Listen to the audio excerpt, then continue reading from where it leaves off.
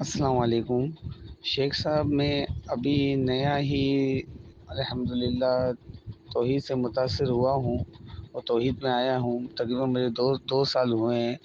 تو مجھے یہ سوال ہے میرا کہ کل خوانی اور جمعرات کرتے ہیں جو لوگ، اس کے ساتھ شامل ہونا اور ان کے ساتھ کہیں دعوت پہ جانا. السلام علیکم ورحمۃ اللہ. اللہ تعالیٰ آپ کا آنا مبارک فرمائے بھائی. اللہ آپ کو مزید سمجھ بوجھ عطا فرمائے اور استقامت اور اخلاص کی دولت سے مالا مال فرمائے.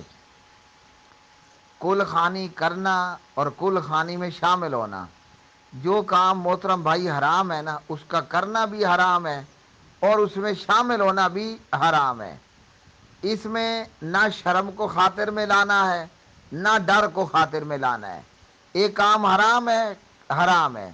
نہ شرم کے مارے یہ کام کرنا ہے. بعض بندہ شرم کرتے ہیں نا، میں اگر نہ کروں نا تو لوگ کیا کہیں گے. بعض دفعہ بندہ لحاظ کر جاتا ہے کہ میں شامل نہ ہوا تو لوگ ناراض ہو جائیں گے. بعض دفعہ بندہ ڈر بھی جاتا ہے کہیں مجھے کوئی نقصان نہ پہنچائے. تو ہر چیز کو پاؤں تلے رکھ لو. ایک کام حرام، کرنا حرام، کروانا حرام، شامل ہونا حرام. نبی پاک علیہ الصلوۃ والسلام کی ازواج آپ کی زندگی میں فوت ہوئیں. نبی پاک علیہ الصلوۃ والسلام کی بیٹیاں، نبی پاک علیہ السلام کے بیٹے، یہ خود آپ کے گھر کا حال بتا رہا ہوں، محلے کی بات نہیں بتا رہا. فوت ہوئے. آپ صلی اللہ علیہ وسلم کو اللہ تعالیٰ نے 3 بیٹے عطا فرمائے تو تینوں آپ کی زندگی میں وفات پا گئے. نبی پاک علیہ الصلوۃ والسلام کو اللہ تعالیٰ نے 4 بیٹیاں بھی عطا فرمائیں. 4 میں 3 آپ کی زندگی میں وفات پا گئیں. تو 3 جمع 3 کتنا بنتا ہے؟ 6 بنتا ہے. نبی پاک علیہ السلام کی 11 بیویاں تھیں. 2 بیویاں آپ کی زندگی میں وفات پا گئیں. 6 اور 2 کتنا بن گیا؟ 8 بن گیا.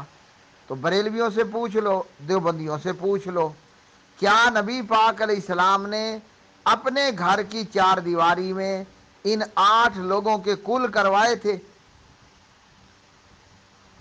اور یہ 40واں چلہ کروایا تھا. سال بعد کوئی برسی کا اہتمام ہوا تھا؟ جواب ہے کہ نہیں. تو بس آپ نے بھی جواب میں کیا کرنا ہے کہ نہیں، مطلب انکار. یہ سارے کام بدعت ہیں اور مردود ہیں. حدیث سن لو.